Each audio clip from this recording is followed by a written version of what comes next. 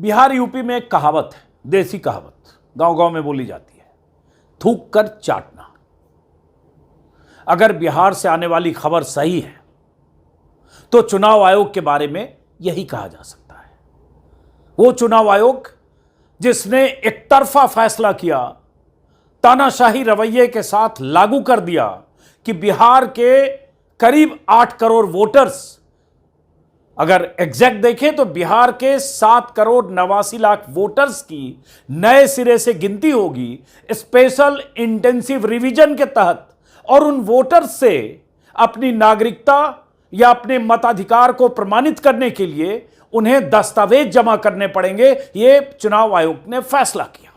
24 जून से चुनाव आयोग ने ऐलान किया और उसके बाद बीएलओ को जिम्मेदारी दी गई कि घर घर जाकर वोटर्स के घर से वो मतदाता का उनका पहचान पत्र, परिचय पत्र, वो जो दस्तावेज चुनाव आयोग ने बताए हैं वो उनसे लेंगे और उसके बाद फॉर्म जमा करेंगे।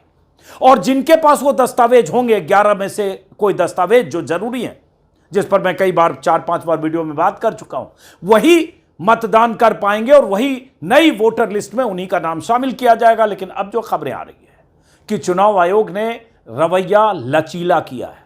चुनाव आयोग की तरफ से पटना के अखबारों में एक विज्ञापन दिया गया है, पूरे पन्ने का विज्ञापन।